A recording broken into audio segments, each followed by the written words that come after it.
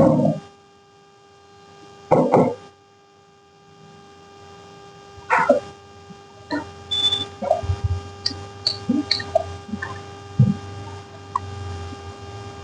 Student, आज इस lecture में वेक्टर एनालिसिस क्लास 11 के लिए पढ़ेंगे। Vector analysis for class 11।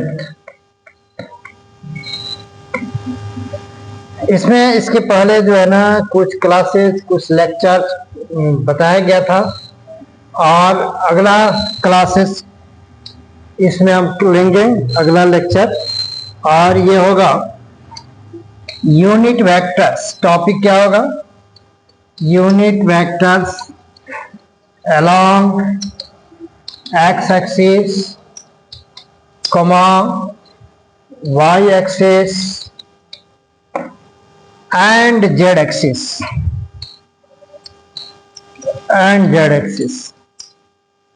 X axis, Y axis and Z axis के अलॉन्ग एकांक सदिश। एक्स अक्ष, वाई अक्ष एंड जेड अक्ष के परितः एकांक सदिश बहुत इंपॉर्टेंट है फिजिक्स के लिए। एक्स अक्ष, वाई अक्ष एवं जेड अक्ष के परितः एकांक सदिश, इसकी बात हम करेंगे। तो इसमें एक्स एक्सिस, वाई एक्सिस के अलावा कैसे लिया जाता है उसको हम ऐसे नोट करेंगे। इधर एक्स एक्सिस ले लेते हैं, इसको वाई एक्सिस और ये Z axis. This is the X Y Z plane, X axis, Y axis और जेड एक्सिस। तो इसमें क्या है, एक्स एक्सिस के अलॉन्ग यूनिट वेक्टर आई लेते हैं। एक्स एक्सिस के अलॉन्ग यूनिट वेक्टर आई कैप, वाई एक्सिस के अलॉन्ग यूनिट वेक्टर जे कैप, जेड एक्सिस के अलॉन्ग यूनिट वेक्टर के कैप।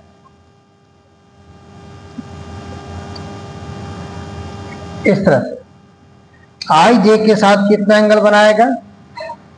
90 डिग्री। जे के साथ कितना एंगल बनाएगा?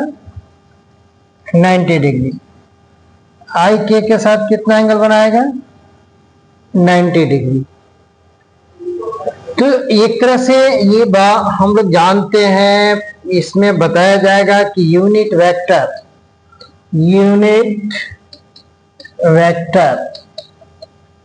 along x axis,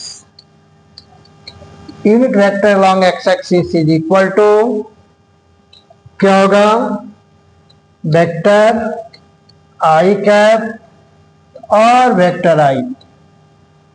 unit vector along y axis, unit vector along y axis, इसको लेते हैं वेक्टर जे कैप और वेक्टर जे। फिर unit vector along Z axis is equal to vector के कैप और वेक्टर के। जेड अक्ष के परितः एकांक सदिश, वाई अक्ष के परितः एकांक सदिश, एक्स अक्ष के परितः एकांक सदिश यहां दिखाया गया है, इस फिगर में आप देख सकते हैं। This is the definition defined x axis के अलॉन्ग यूनिट वेक्टर आई, वाई एक्सिस के along vector J and Z axis के अलॉन्ग वेक्टर के। इसका हिंदी क्या होगा? जेड अक्ष के परितः एकांक सदिश इसी तरह से अगर हम देखें तो यहाँ y अक्ष के परितः एकांक सदिश, x अक्ष के परितः एकांक सदिश, vector i cap, j cap, k cap, या vector i, vector j and vector k, आप इस तरह से डिनोट करिए या वेक्टर i, j और वेक्टर k के रूप में डिनोट कीजिए। x एक्सिस के अलॉन्ग यूनिट वेक्टर यहाँ फिगर में दिख रहा है i, y एक्सिस के अलॉन्ग वेक्टर j और z एक्सिस के अलॉन्ग वेक्टर k। तो इस तरह से हम लोग परिभाषित करते हैं unit vector along x axis की ओर, y एक्सिस की ओर, z एक्सिस की ओर। इसका मैग्नीट्यूड क्या लिख सकते हो, यानी इसका परिमाण हम क्या लिख सकते हैं, यानी अब इसका जो मैग्नीट्यूड होगा उसकी बात अगर हम करें तो इसमें i कैप का मैग्नीट्यूड 1, j कैप का मैग्नीट्यूड 1, k कैप का मैग्नीट्यूड 1। ये लिख सकते हैं कि बाय डेफिनेशन ये कहता है कि वैसा वेक्टर जिसका मैग्नीट्यूड 1 हो, जिसका परिमाण इकाई हो, एकांक सदिश कहलाता है। i कैप का मॉड 1, j कैप का मॉड 1, k कैप का mod 1, unit vector along x axis, y axis and z axis. ये याद रखना बहुत इंपॉर्टेंट है।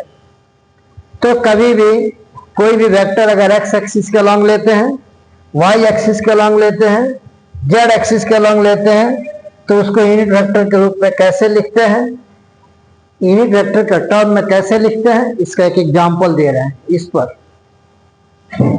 तो एक एग्जांपल होगा, एग्जांपल क्या होगा, राइट गिवन वेक्टर्स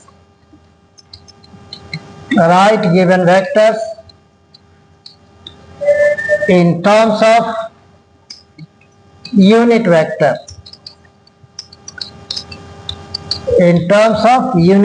एकांक सदिश के पद में दिए गए सदिश को लिखे। एकांक इसका मतलब हो गया एकांक सदिश के पद में दिए गए सदिश को लिखे। तो वेक्टर कैसे दिया गया, वेक्टर ऐसे दिया गया इस तरह से। ये इधर ये x एक्सिस मान लेते हैं, इधर y एक्सिस मान लेते हैं। एक वेक्टर ले लेते हैं, यहाँ इधर एक वेक्टर है, दूसरा वेक्टर इधर है। इस वेक्टर का नेम क्या है, इस वेक्टर का नेम वेक्टर px, इधर वेक्टर py, y एक्सिस के अलॉन्ग वेक्टर, x एक्सिस के अलॉन्ग वेक्टर। इसको यूनिट वेक्टर के टर्म में लिखना है। तो इसके पहले वाले लेक्चर में बताया गया था कैसे लिखना है। तो यहाँ लिखेंगे वी नो, हम जानते हैं क्या, unit vector u cap, unit vector along vector px, u cap px यानी unit vector along px, vector px की ओर यूनिट वेक्टर u कैप से अभी डिनोट करेंगे जनरल परिभाषा से, यानी ये हो जाएगा vector px by mod of px, इस तरह से। तो ये जो है यूनिट वेक्टर है, ये किधर है px, तो px किधर है, x एक्सिस के अलॉन्ग, px किधर है x एक्सिस के अलॉन्ग, और x एक्सिस के अलॉन्ग यूनिट वेक्टर क्या होता है i कैप। x एक्सिस के अलॉन्ग यूनिट वेक्टर क्या होता है i कैप। इसका मतलब इसके बदले क्या लिखेंगे, इसके बदले i कैप लिखेंगे, unit vector along vector px। यानी इतना ना लिखकर अब तो हमको पता चल गया है unit vector along x axis की ओर वेक्टर i लिखेंगे। तो इसके बदले क्या लिखा जाएगा, इसके बदले i cap is equal to vector px by mod of px। तो vector px is equal to px into i cap, px into i cap, यानी पी एक्स को यूनिट वेक्टर आई कैप के पद में लिख दिए। आल्सो इसको ऐसे भी लिख सकते हैं, unit vector along X axis is equal to P X vector I, P X vector I, या इस तरह से भी लिख सकते हैं, आई के पद में आ गया। फिर उसके बाद इसको यूनिट वेक्टर के पद में लिखना है, इसको यूनिट वेक्टर के पद में लिखना है। कैसे लिखेंगे? उसी तरह से यहां इसी डिफिनेशन के अनुसार लिखेंगे। क्या होगा? यहां लिखेंगे कि since unit vector along P Y equal to क्या होगा? Vector P Y by mod of vector P Y. Clear? तो इसके बदले क्या लिखेंगे? यूनिट वेक्टर वाई एक्सिस के along J cap equal to P Y vector P Y by mod of P Y. तो फिर इससे इसको गुना हो जाएगा, vector P Y equal to इससे गुना हो गया, क्या होगा? P Y vector P Y जे कैप, ये हो गया। फिर also unit vector along also vector py is equal to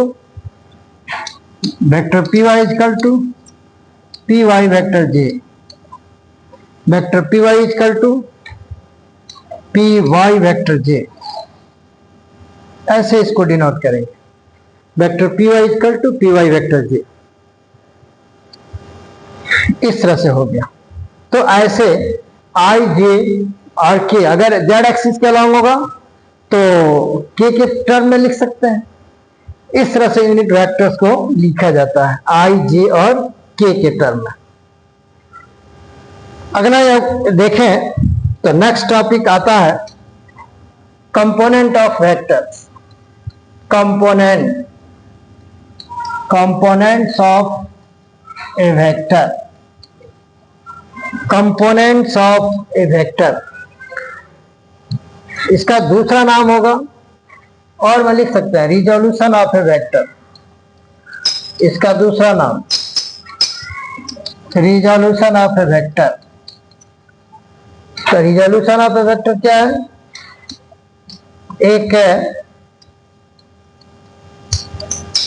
एक सदिश का घटक, क्या होगा एक सदिश का घटक? एक और नाम है इसका, और में projection,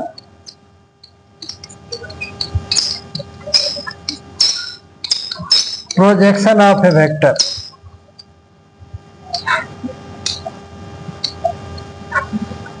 projection of a vector, एक सदिश का प्रक्षेपण,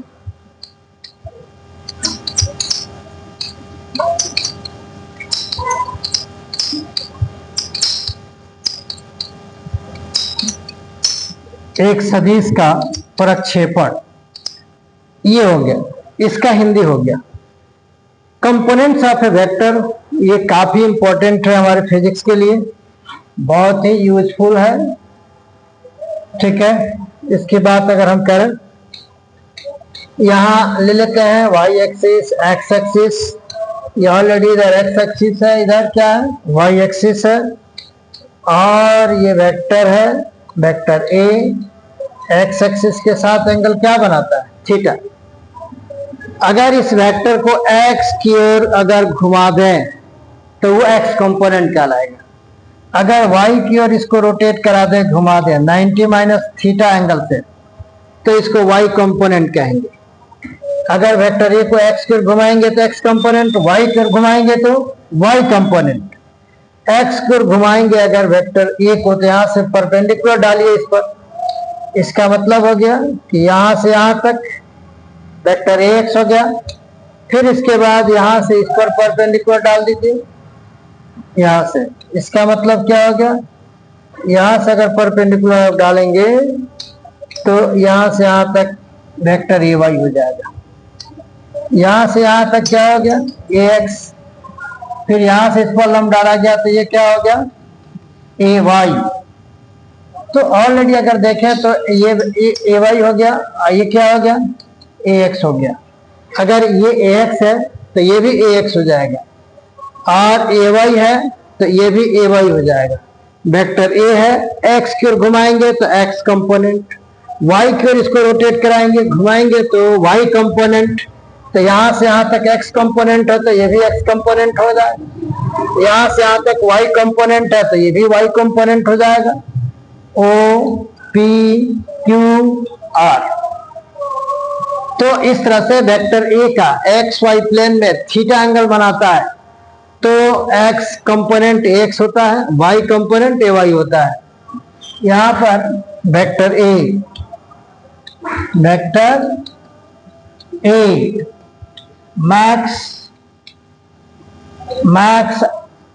makes an angle theta with x axis. ठीक है, वेक्टर a x एक्सिस के साथ एंगल थीटा बनाता है। इसका दो कंपोनेंट है, ax जो देख रहे हैं यहां पर x कंपोनेंट कहेंगे, x component of vector a, इसको पढ़ेंगे x component of vector a। x का नाम क्या है, यानी सदिश, क्या पढ़ेंगे सदिश a का x घटक पढ़ेंगे इसको। फिर इसके बाद ay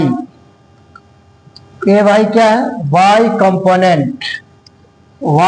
component of vector a, सदिश a का y घटक, सदिश a का y घटक, दो ठो मिला x कंपोनेंट y कंपोनेंट। अब यहां पर हम लोग x और y कंपोनेंट निकाल सकते हैं। ये OPQ समकोण त्रिभुज हो जाएगा। ठीक है, यहां पर देखें OPQ, यहां लिखेंगे कि since from triangle OPQ we get, from triangle OPQ we get cos theta is equal to base by यानी OP by OQ,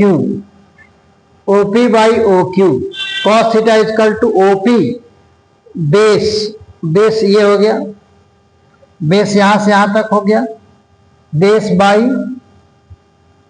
hypotenuse OP by PQ।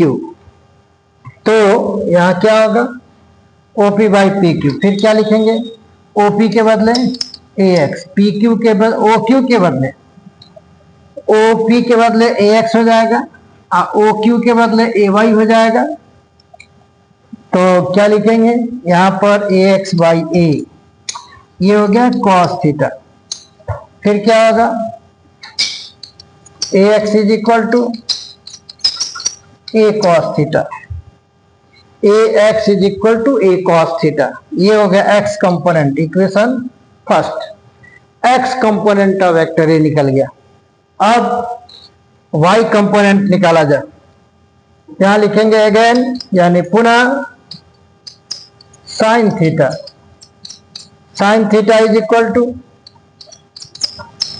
क्या होगा AY बटा A साइन थीटा अगर निकालिएगा तो इसमें अगर साइन थीटा निकालते हैं साइन थीटा तो P बाई H, तो ये P का काम करेगा, ये H का काम करेगा। P के बदले AY बटा A यहां से निकालेंगे। तो यहां पर AY इक्वल टू क्या होगा A साइन थीटा, समीकरण 2, ये y कंपोनेंट निकल गया A साइन थीटा।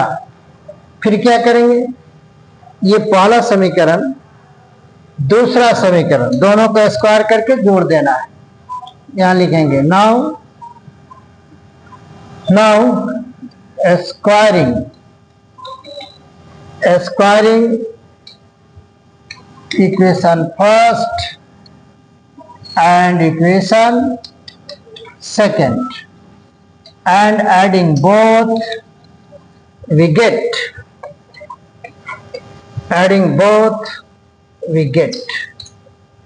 दोनों का स्क्वायर कीजिए, क्या होगा? ax का स्क्वायर प्लस ay का स्क्वायर। ax का स्क्वायर कितना होगा? a cos थीटा का whole square,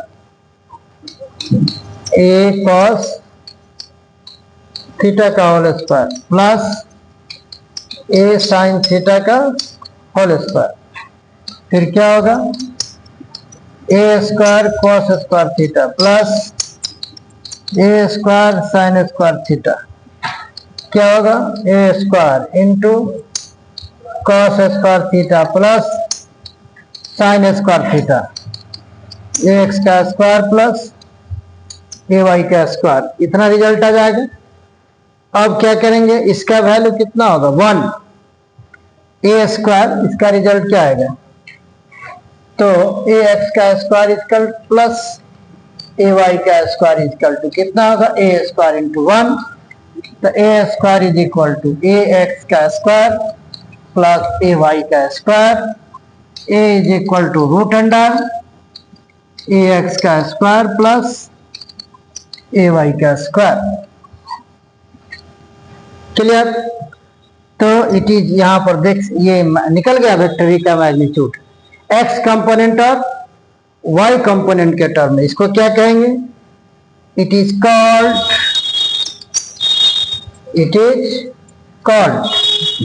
magnitude. It is called magnitude of vector a। क्या कहेंगे इसको? या सदिश a का परिमाण कहलाता है, या सदिश a का परिमाण कहलाता है।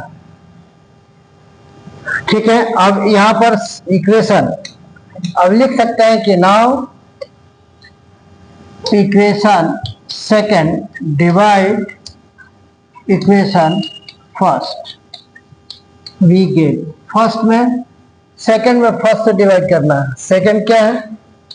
ay बटा ax। ay का मतलब a sin theta by a cos theta. फिर क्या होगा? a और एक कट जाएगा, फिर क्या होगा? sin theta by cos theta equal to ay by ax। फिर क्या निकलेगा? इसको क्या लिखेंगे? tan theta. tan theta equal to ay बटा ax। फिर यहां लिखेंगे theta equal to tan inverse ay बटा ax। Theta is equal to tan inverse ay बटा ax। इसको क्या कहेंगे? डायरेक्शन। इट इज कॉल्ड, इसको कहेंगे इट इज कॉल्ड डायरेक्शन। ये डायरेक्शन कहलाएगा, डायरेक्शन ऑफ वेक्टर ए। ये डायरेक्शन हो गया और ये मैग्नीट्यूड हो गया, मैग्नीट्यूड ऑफ वेक्टर ए। जब कंपोनेंट हम ले लिए तो फिर उसको स्क्वायर करके जोड़ दिए तो ये क्या मिला? मैग्नीट्यूड। यहां पर कंपोनेंट ऑफ वेक्टर इस तरह से, कंपोनेंट ऑफ वेक्टर इसका 3 नाम है: resolution of a vector, projection of a vector. और इस तरह से X component, Y component, vector A को एक्स की ओर घुमाए, एक्स कंपोनेंट कहलाएगा, वेक्टर ए को वाई की ओर घुमाए। एक्स की ओर घुमाएंगे तो थीटा एंगल से, वाई की ओर घुमाएंगे तो 90 थीटा एंगल से। तो x component, Y component, x component कितना आएगा? एक्स कंपोनेंट निकालने पर a cos theta, y component निकालने पर a Y equal to A sine theta. दोनों को स्क्वायर करके जोड़ देंगे तो रिजल्ट ये आ रहा। Cos square theta plus sine square theta कितना हो जाएगा 1। फिर इसके बाद तो यहां इतना रिजल्ट आ गया वेक्टर ए, यानी इसका मैग्नीट्यूड निकालेंगे तो root under x square plus y square आ गया।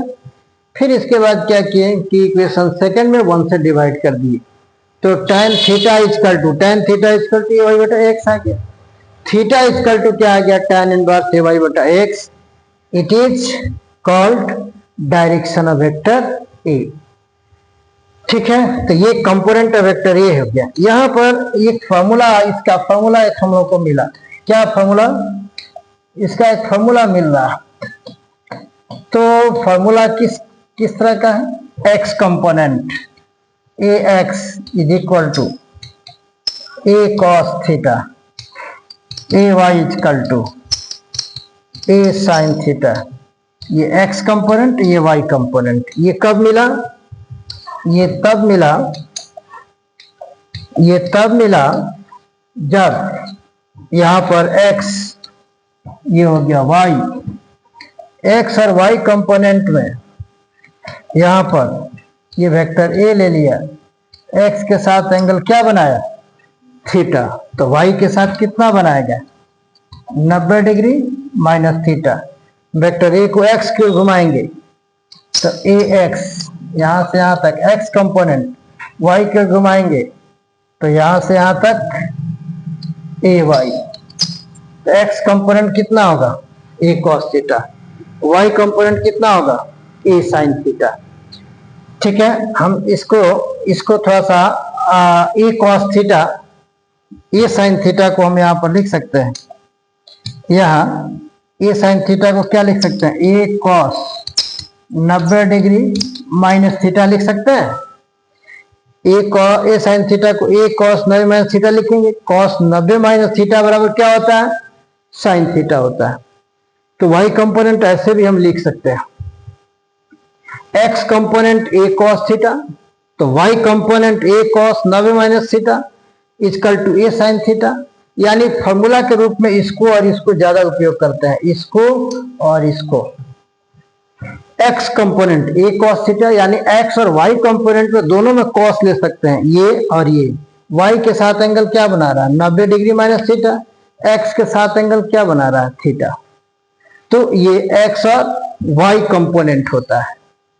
ठीक है, फिर इस पर नेक्स्ट क्लास में इस फॉर्मूला को आगे बढ़ाएंगे, इस पर कुछ न्यूमेरिकल्स हम लोग करेंगे। Thank you.